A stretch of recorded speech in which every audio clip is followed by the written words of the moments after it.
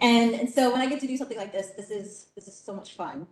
And foraging, it's more of a passion of mine. It's something I study on my own. It, goes really well with my natural resources educational background. But it is something that I just enjoy it. So I'm really happy to share it with you all.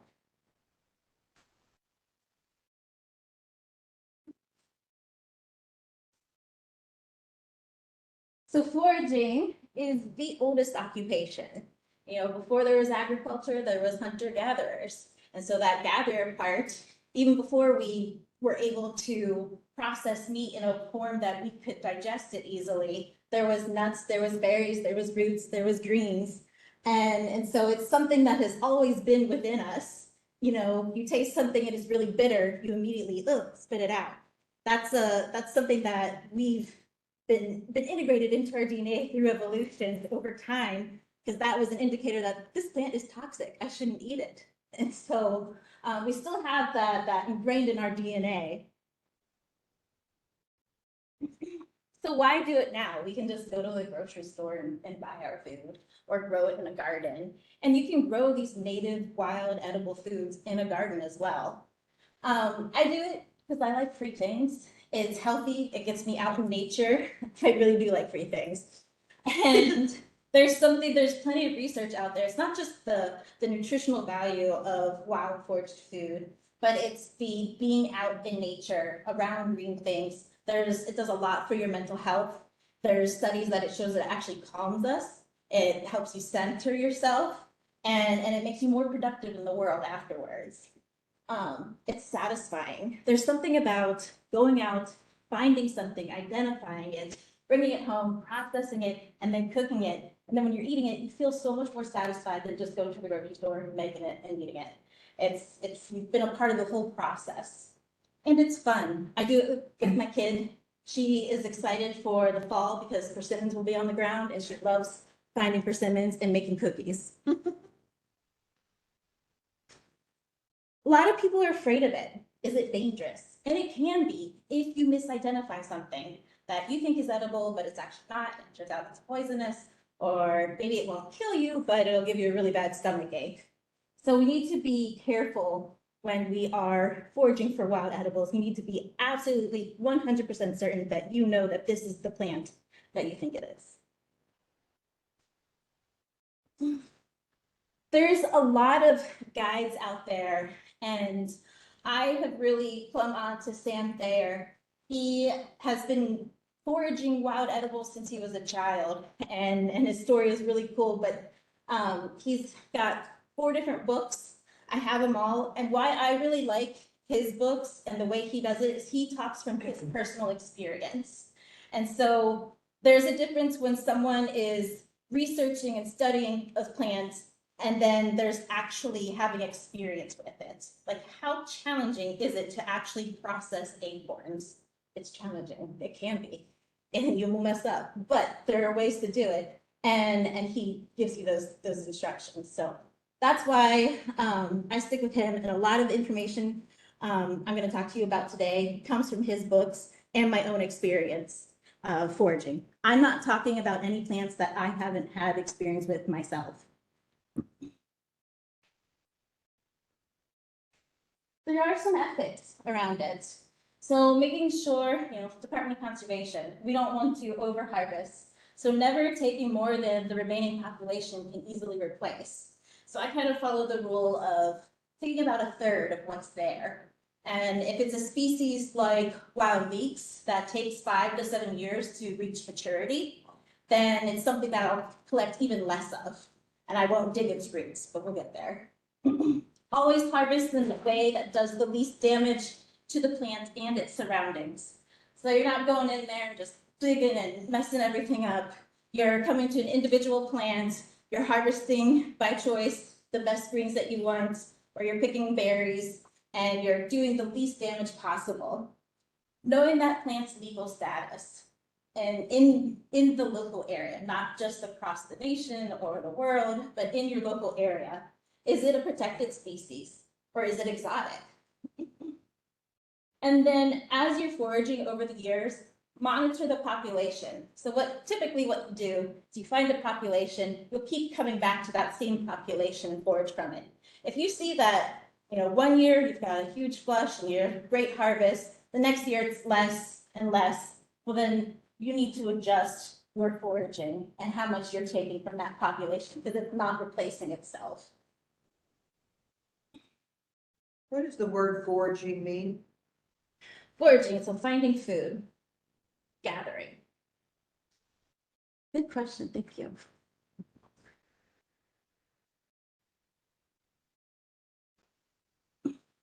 Yeah.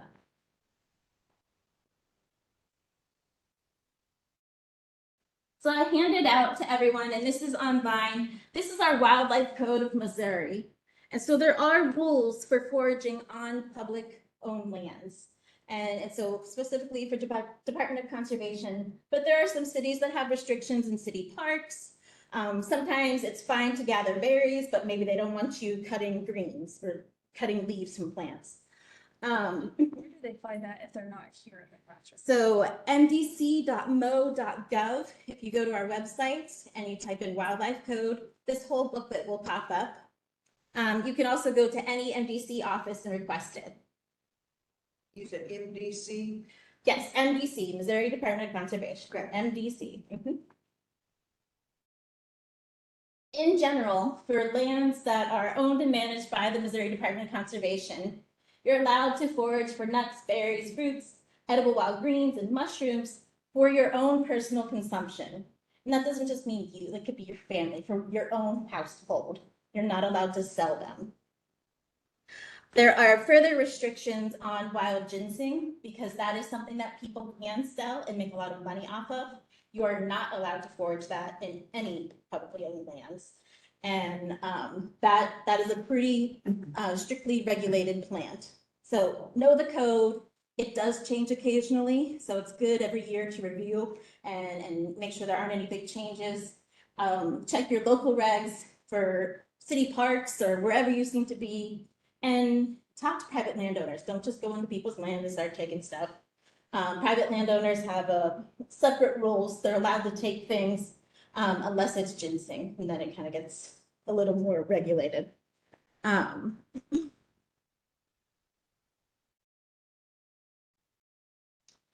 So rules of foraging: never eat any part of a plant unless you are 100% positive of the plant's identification and you're certain that that part that you intend to eat is edible in the condition in which you have harvested and prepared it.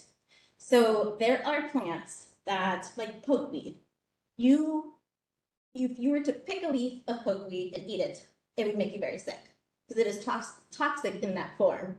If you were to boil it and cook it and then eat it, it would be fine. And people eat it all the time. There are different conditions and life stages that a plant may or may not be edible. And so knowing your plant, not just how to identify it, but knowing its entire life cycle and really getting to know it. Be aware of pollution in the environment. Going to a highway or even some of our more rural roads, if they're spraying it, it could be oil, it could be water to keep the dust down. You don't know. So be mindful. Use your common sense when you're foraging for wild edibles. And never identify a plant based on a single characteristic. You want multiple distinguishing features of the plant in order to make a positive identification. Never taste or eat any part of any unidentified plant under any circumstances. If you don't know what it is, but you think you know what it is, don't eat it. It's not worth it. And the first time that you eat a plant, you're 100% certain you've identified it, you've foraged it, you've harvested it, eat just a little bit of it. Because even though it is edible and it's not labeled as poisonous or toxic, it could react poorly with your body. So eat a little bit of it, see how it goes, and then you learn from experience. If it tastes bad, don't eat it. Trust your natural instincts.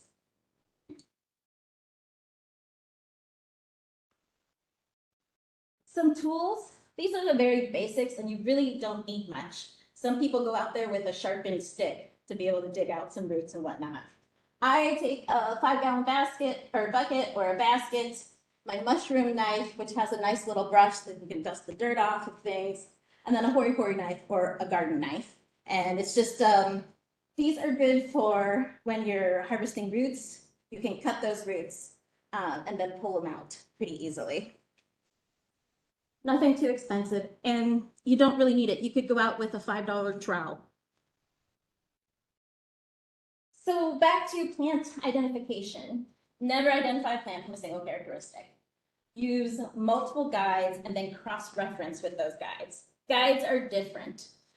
Newcomb's Wildflower Guide uses a different process from Foraging the Ozarks Guide. And so you want to use all these different sources and then make sure that you come to the same conclusion with each source so that you are 100% certain. So do these sources just use different parts of the plant? Do they use different stages of the plant? It's more methodology for how you get to it.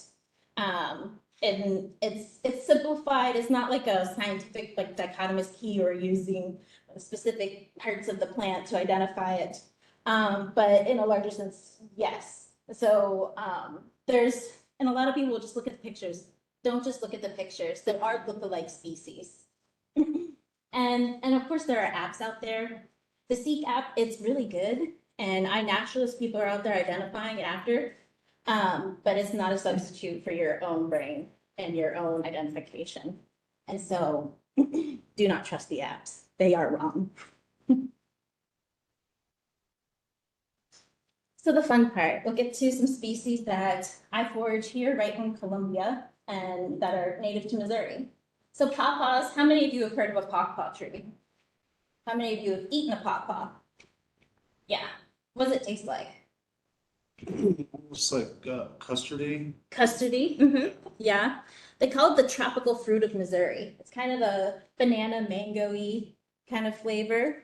If you get them at the right time, there is a point where they go too long and it's just not fun. But these trees, you'll typically find them in ravines or in low-lying areas. They like moist soils. All around Columbia, if you walk the trails or ride the trails along the MKT and you're following the Flat Branch Creek, they're all along there.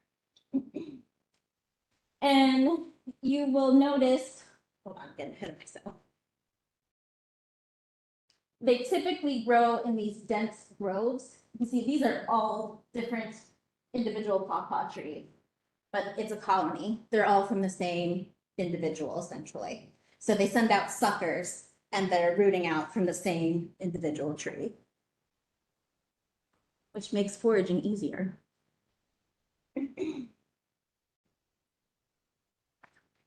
I did bring some pawpaw leaves because I planted some in my own backyard. And so it is a species, and the pawpaws I got from my yard came from the Missouri Department of Conservation. We have our forestry nursery down in Licking, and you can buy bare root seedlings, like a pack of 10 for like $9. So they come out, they're really small, they're like sticks, but now mine's taller than me, and soon hopefully we'll get fruit. I had flowers. Anyway, the most distinguishing characteristics, I think, for a pawpaw are the leaves. They're huge. They're oblong, they get 6 to 12 inches long, and then if you break it and you smell it, I think it smells like green peppers. Get fruit with just one tree. You can get fruit with one tree. It does. So, the pawpaw does have both male and female organs. They are fertilized by flies. So that flower will emerge before the leaves emerge. And it's not showy, it's kind of a reddish color, but can they hear me still? And they kind of droop down and they smell like rotting meat because they're trying to attract flies, because flies are their specific pollinator. They don't rely on bees or anything like that. This is pretty early in the spring. Yep, they're pollinated by Maggots? flies. Maggots, we're eating maggots? No. I'm just kidding. Watch. Looks like edamame. These are the adult flies coming to the flower. So you said early spring, like we're talking February? That's when the flowers emerge. So they're fertilized, hopefully by a fly, and then kind of like now, I've seen some fruit on trees right now. They're not ripe, but the fruit is getting large. And Can you eat these leaves raw? Or do you have to? I don't eat those leaves. We're talking about the fruit. We're gonna get there in just a second. Yeah, the leaves are the distinguishing characteristic for a pawpaw because of their size and then that scent that they produce. But the fruits, they come around in September, October. So very soon they're gonna be ripe. And you're looking for like a banana shaped or a cylinder green fruit on the tree. And they're typically hard to spot. And so if you get in one of those pawpaw groves and you're just looking up, you may spot it. What is a really good indicator is all the deer tracks on the ground when the fruit starts to fall, because deer and all sorts of wildlife love them.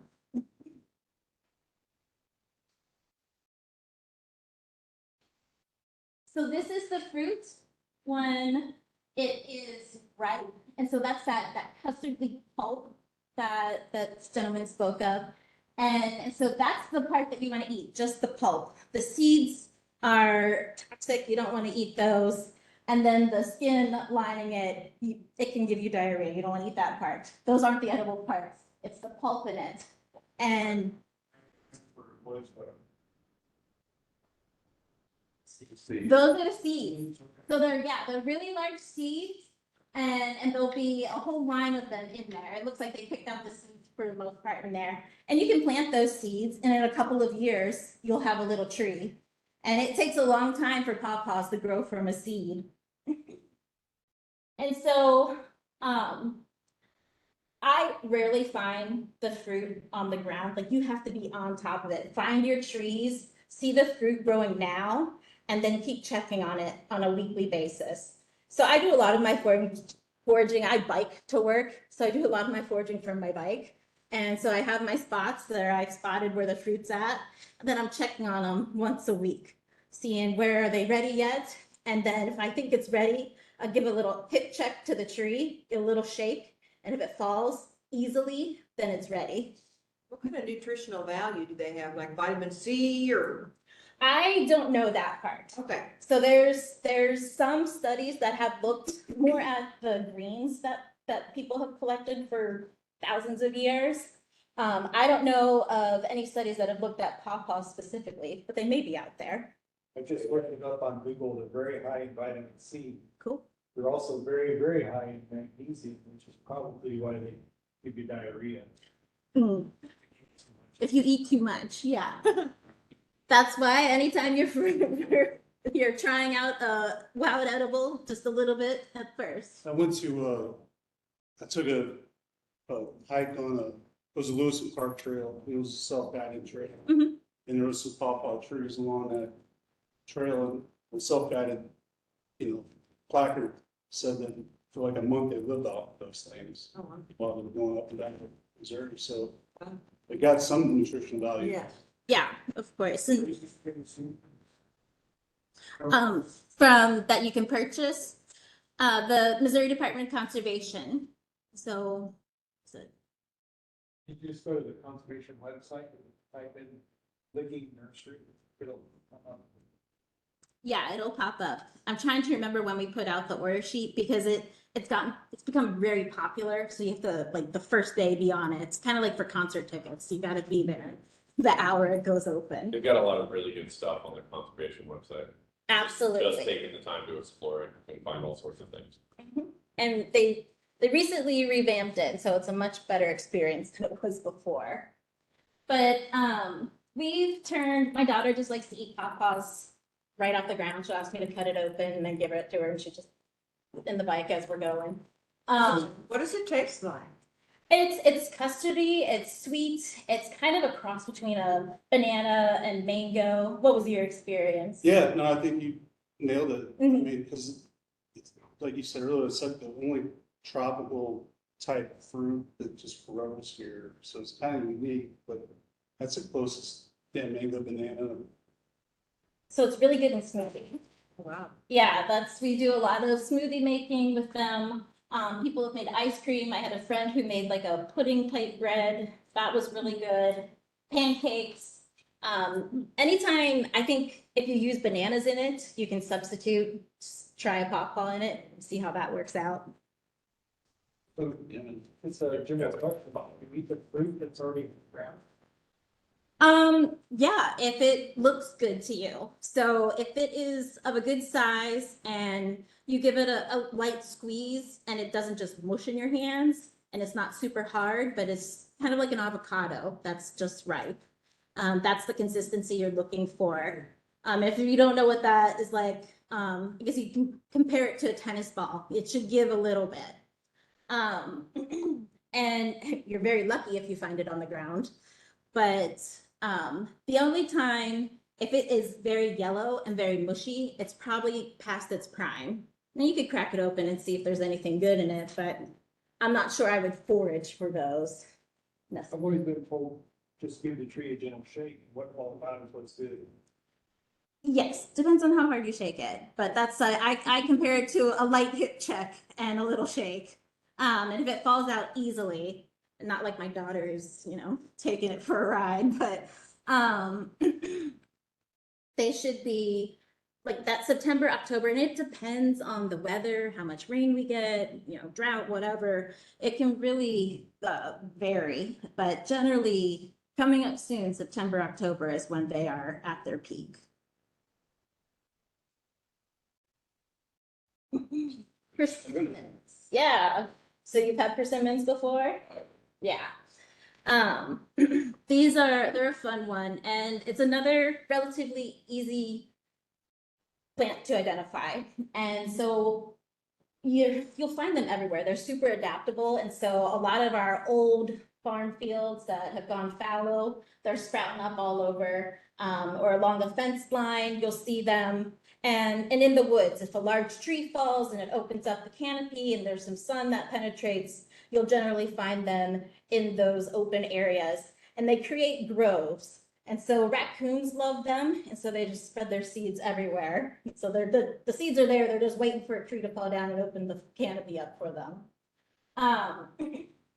The most distinguishing characteristic is the bark of the mature tree. You can kind of see it's almost like charcoal bricks stacked on one another. It's very brick-like, and it's black. They may have like a gray sheen, but it's a very black looking bark. The leaves, they're easily confused with other things, so it's not something that I generally point out, but it is one of the few characteristics that a younger tree has. Younger trees, the bark isn't blocky yet, though they will get there. It's only when they're very young, which typically they don't produce fruit at that time, so not too concerned with them. What does it mean, trees, disturbance, So yeah, that's that disturbance in the soil. So I mentioned the tree falling, that's a disturbance in natural resources. And so, or you're scraping open an area to build a house. A lot of persimmon trees will pop up along the edge then. They're very hardy. They're a colonizing species. So they're one of the first species that show up after a tornado comes through and clears out an area or a tree falls down or whatever. So the fruit is green, like right now, and it begins developing in late spring, summer, and they're developing all throughout the year. The summer, I mean. Then as it gets closer to fall, they'll become old. Lots of people think they come to a loaded tree like that, they get super excited, and all those persimmons are on the tree. They're like, yes, but you do not want to pick those. They are nasty.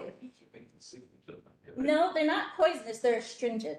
So if you were to take it and put it in your mouth, it would automatically make you pucker. And it's very astringent and kind of just sucks all the life out of you. It's a fun trick to play on a kid, but it's not.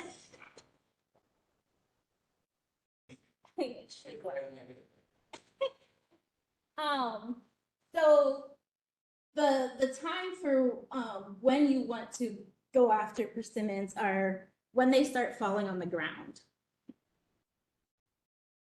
And a ripe persimmon, so September through November is when they're going through that ripening process. And a single tree won't ripen all at once. It'll be a few persimmons at a time will ripen and they'll fall all throughout that period. So to forage and get enough to actually make something out of them, you want to find a grove of persimmons, multiple trees. And so as those persimmon fruits are ripening, they'll fall and you can gather a good amount. And the ripe fruit, but these are very pretty. So to determine a persimmon from an unripened and a ripened one is the ripened one will basically fall apart in your hands. It's this close to being considered rotten. And that's when they're at their peak flavor. If you were to pull it from the tree, you'd have that very astringent flavor. They're not there yet. Sometimes even when they fall off of the tree, maybe there was a big windstorm and it knocked them off. They may not be ready yet. You find it on the ground, it's intact. It looks really good. There's no bugs on it or anything. That's an indication that it is not good. So you want the ones that are, when they fall, they kind of squish. You do it like you do a peach, you do it like that when the peach is all that, we take it and stick it in like that. Cool. It can, you can do that. I'm not sure it's worth the time because there's a lot on the ground already because they ripen at different times. And so generally we just, if you find a good grove that's producing, you will find enough to do something with. A few cups of persimmon pulp goes a long way. And it's something that you can freeze and keep for a good while. Always been told that if they're on the tree and a good hard frost, that they're usually ready after that frost. And so that's kind of a myth. They just begin that ripening process at the same time that we have a frost. So it has nothing to do with the frost actually happening. Cookies. No, that's not- sorry. No, I didn't. Oh, yeah. There's some other recipes. And it's right here on our website. So persimmons, you can use them in all sorts of things. They're best in cookies and cakes. And some people have done pies and puddings. But again, those ripe persimmons, one bad persimmon can ruin a whole dish. And so you really need to be precise and discriminate when you are selecting your persimmons from the ground. So you really want those ones that squish and turn to mush. If you can think of that, like if they fall from the tree, they're kind of squished, you pick it up and it turns to mush in your hand, it's ready to go. And when the squid and just a little bit of the juice comes out, you can also taste that. Yep, That's you can what definitely it's taste that. Yeah, and my daughter, she will just taste as we go and she's my little taste tester. Did anyone else grow up or ever open the seeds to see what the winter was supposed to be like Spoons and forks, at night? Yeah. yeah. This next one is related to black-eyed Susan. So this is Rudbeckia lactimata. The Cherokees called it sochan, and it's also known as cutleaf coneflower.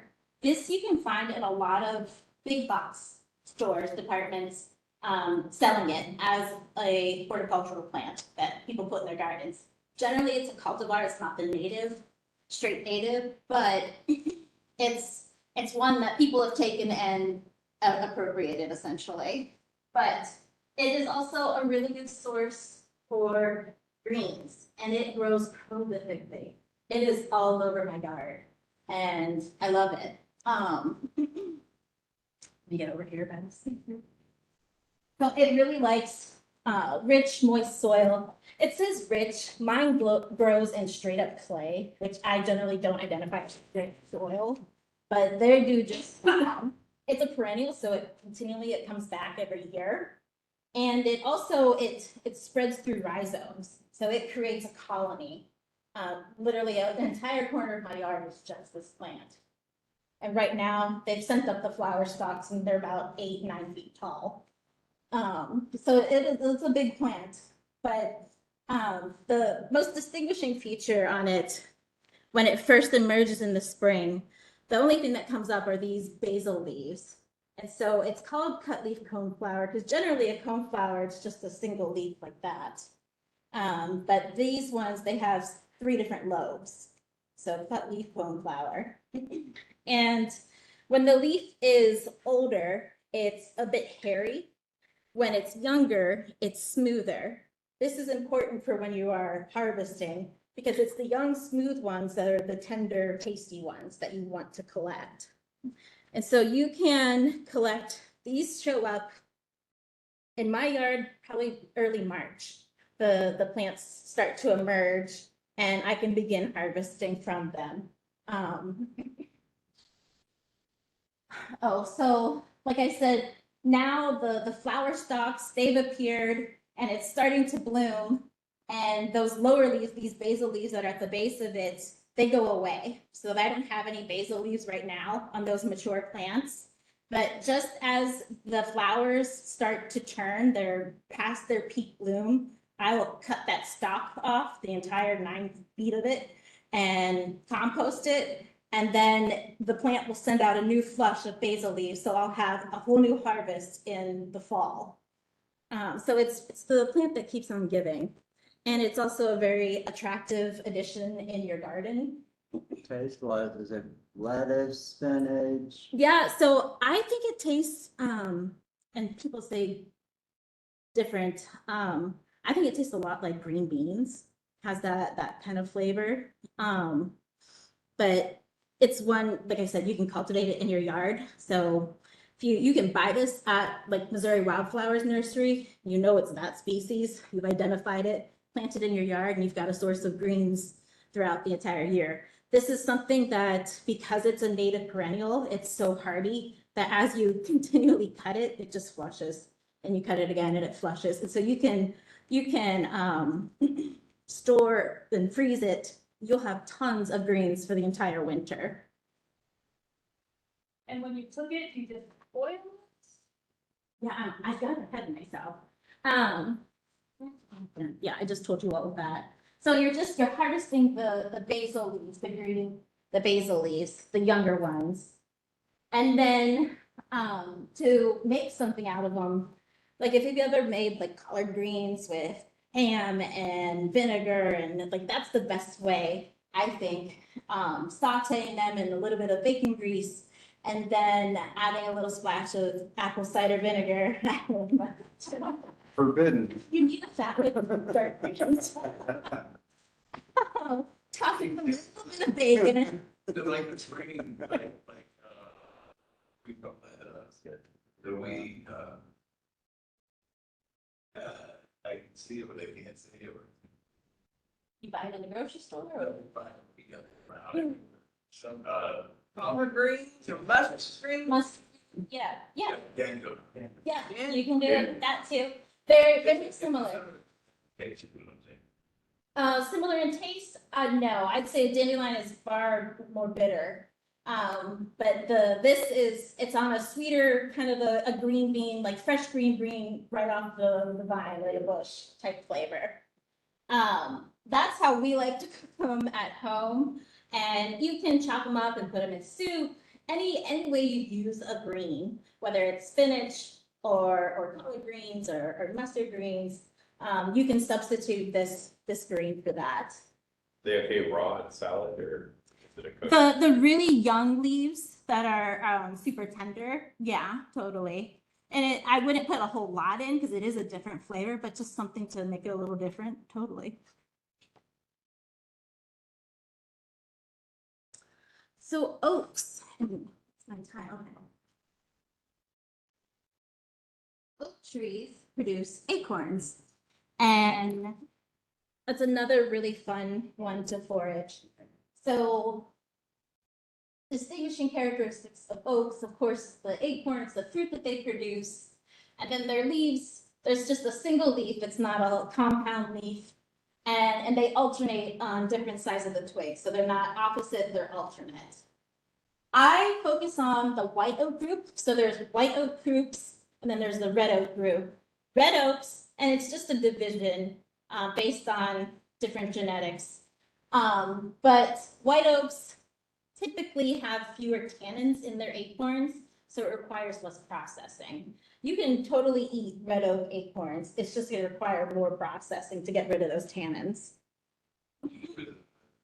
So the tannins, it's a chemical compound that plants produce, and it makes the fruit really bitter.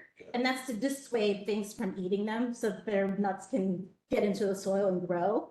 But if you, and I'll talk about it, you can process it to get rid of those tannins, to get rid of that bitterness, and then you have a sweet nut meal. How That do you do you that? use. I'm gonna tell you. So an easy way to tell a white oak group from a red oak group is to look at the leaves. And so white oak group, at the tips, it's a rounded tip. And the red oak group, it's a pointed tip. It's the simplest way. There are different species in each group. It makes the most sense in my mind to go after the largest acorn, which is the bur oak. And Quercus macrocarpa is the scientific name. And so that's what I'm going to talk about, because that's what I seek out. If you've ever been out to McBain and you've seen the giant oak tree, the champion oak, that's a bur oak, and it produces massive acorns. And we have a few in different parks that you can go to, and along the trails and in the woods that you can find and collect acorns from. But it's in general, they're really large, 85-foot plus tall tree. The trunks are very stout and round. The leaves are what's the most distinguishing factor that you need to look at, because they're huge. They're they can get up to this long, and it's just an entire oak leaf. But what you're really looking at, actually, I can use this as a pointer. So up here, you see there's these really shallow lobes. And then as you get closer to the bottom, you have these deeper lobes. And it gets deeper and deeper, almost to the middle, the center vein. And that's what's going to distinguish this oak from other oak trees in the white oak group. And their giant acorns. So oak trees, their fruits, they're growing throughout the year, but September to October is when they start to drop.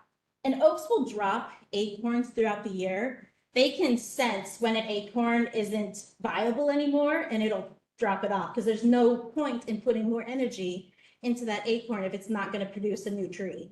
And so they'll drop them. So you don't want to start too early, and you don't want to start too late, or else all the animals get the good ones. But you're looking for these nice, bright, nut brown looking acorns, and the cup, the shell over it, will cover about 50% or more of the entire acorn. And there's one other species around here, but it's not native. It's a sawtooth oak that they planted all over in parks. It will also cover that acorn, but they're not as large as a bur oak. And the leaves are very, very different. So when you are harvesting, you're looking for your acorns in September, October, and you're looking on the ground, there's plenty there. Which ones are good and which ones are bad? There are different things that you can look for. So if you pick it up and it doesn't have a cap, and that's a good sign that that tree released it. And because the tree, if you have to pry it off with any sort of force, then it was released prematurely and it's no good.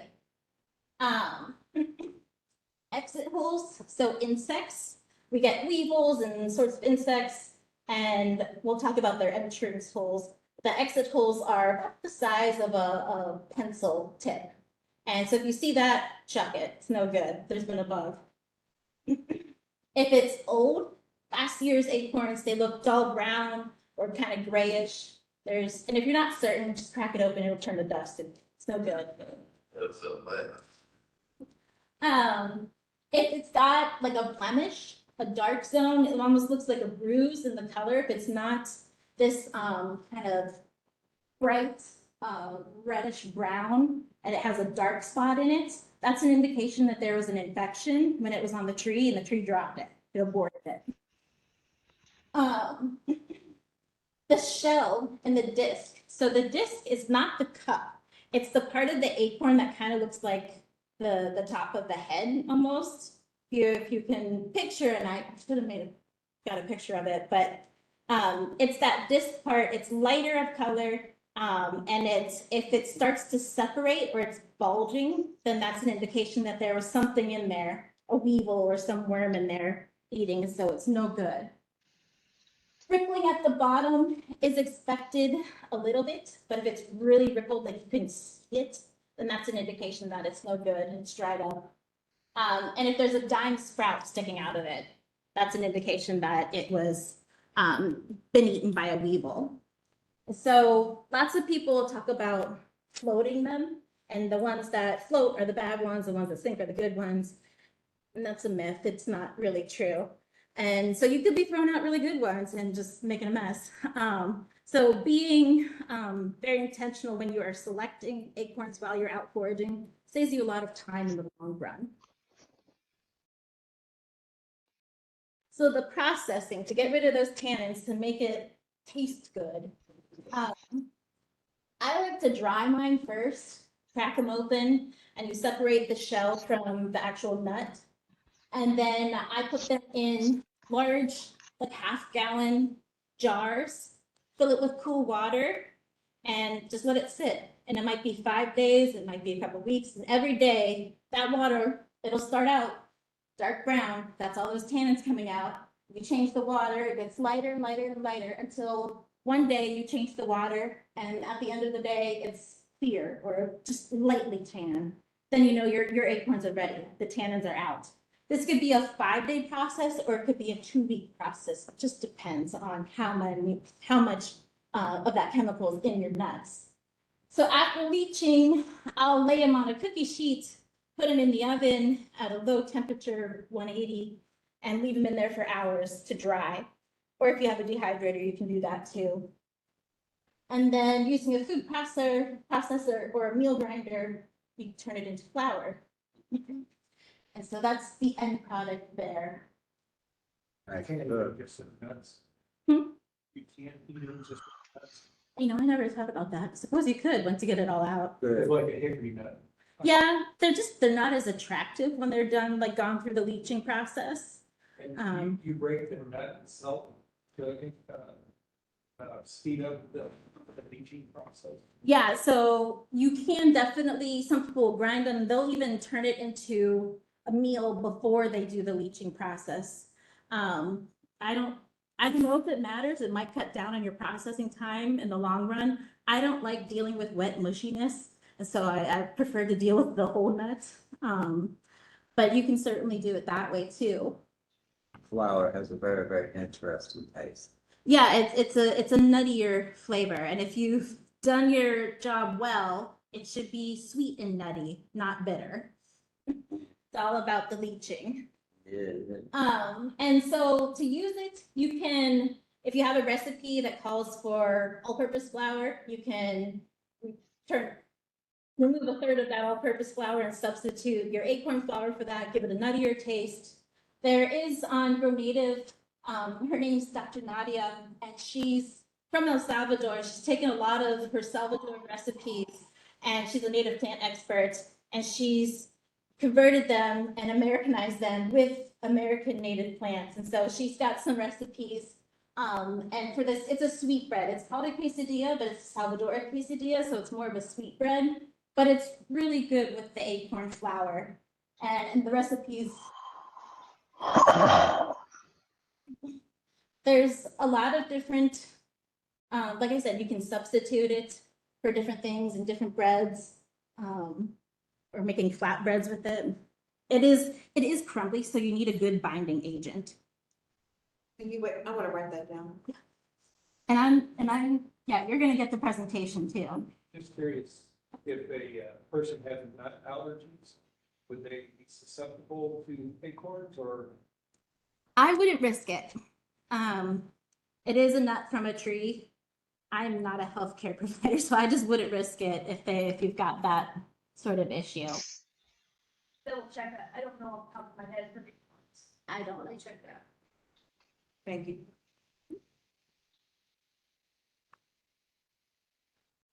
So mints. We have a lot of wild mints, and I just selected a few that are growing in my yard. And I brought you all some mint to take home. And so the three, yeah, everyone's getting a plant today.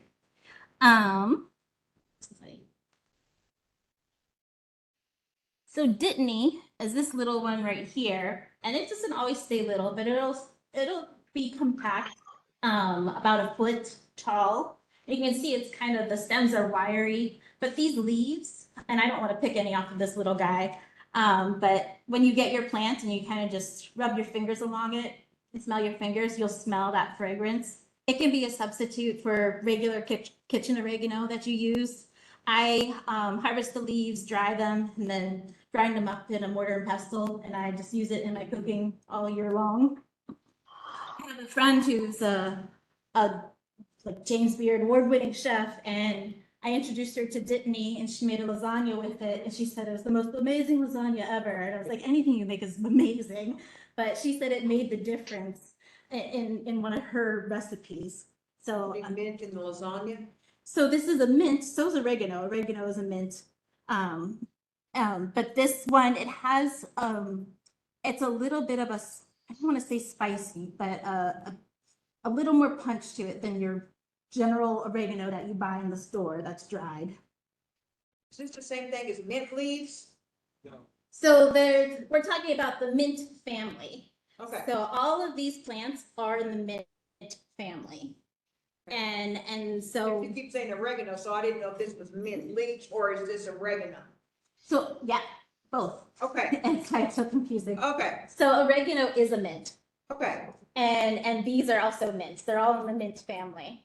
But if you take mint leaves and put it in orange juice and vodka, you're not talking about that. No, I wouldn't do that. Oh, If you're like making a spaghetti sauce, then you could put the Dittany in it. The mojito mints work real good for that.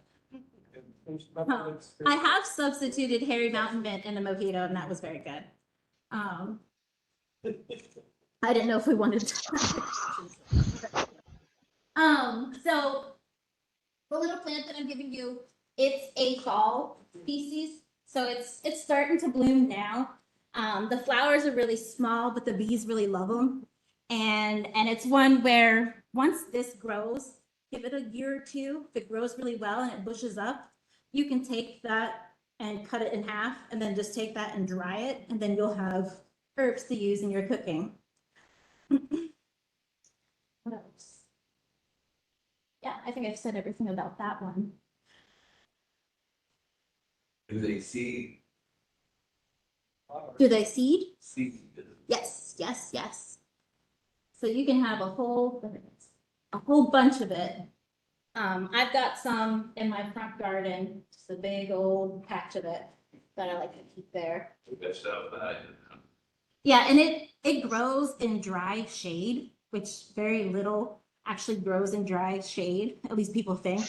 But a lot of our native plants that have adapted to those harsh conditions, like Dittany, will thrive in those environments. And so when nothing else was growing, I tried that and then loved it.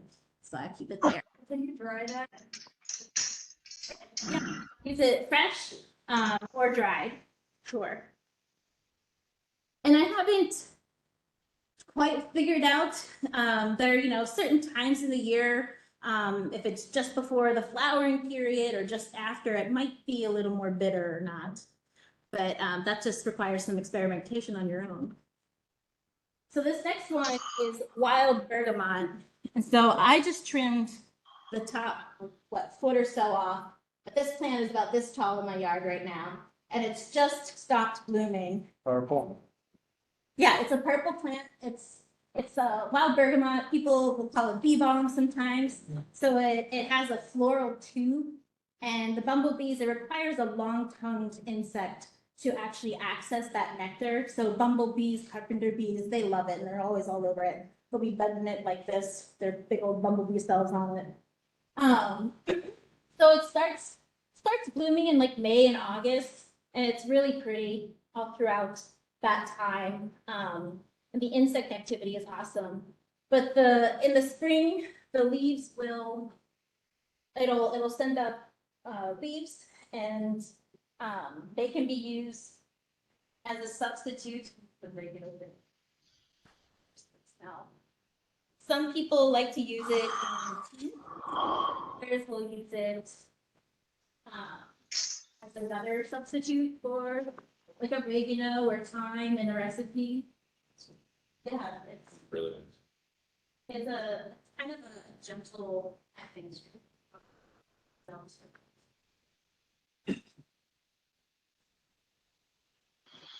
But it is, and it's gonna grow and live sweet and fill up your yard. So it's one that can be almost a nuisance in my garden. And I'm cutting it and using it. But you can dry the leaves and make a tea from it. And it's kind of there's the bergamot used in what is it, Old Grey? Earl? Earl Grey, thank you. Earl Grey tea. People liken it to that sort of flavor when it's mixed with a black tea and sweetened.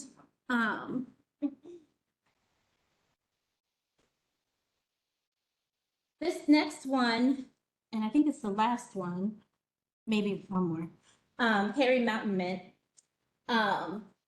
It's another mint plant. It likes full sun, just like the wild bergamot, and it gets really big and bushy, but it has a great scent. And if you just rub your hands along it and smell it and pass it around, you'll get that smell. So I can take that, pop that in some cool water and let it steep for a bit. Then you have a nice, refreshing, cool mint drink. It's great in the summertime. Or if it's winter, you can make a hot tea with it. It's just a very refreshing mint tea. I've certainly substituted it in other beverages that requires mint, akin to like a mojito mint or your more general mint that you use. And it's super easy to grow. It's popping up in my lawn, and I don't mind because when I mow the grass, it smells amazing. Last one, and I'm at time, I know, so I'll be quick. Wild leeks or ramps, some people know them as. They're in the onion family, and it's a little more garlic. It's a cross between garlic and an onion, really the flavor. And it's a bit controversial to forage them because people eat the roots, and it is a plant that takes 5 to 7 years to reach maturity. So it takes a long time for it to colonize and to create a woodland colony like this. A few people foraging can wipe this out in one day. This has probably taken 30, 40 years to develop into this. So it's one that we need to be very mindful of. I only harvest the greens, and I only take one leaf from each plant. And so you're ensuring that you're leaving some behind and you're not taking the roots, so that plant can continue to grow and you can continue to harvest it for years and years to come. So it's something that a dish requires, whether it's green onions or garlic, you can chop those greens up like you would, mix them in with eggs, any sort of quiche, anything like that. They're amazing. And right now, they've gone to flower, and we're starting to see the seeds are going to start developing, and well, not developing, but they'll soon be ready to harvest.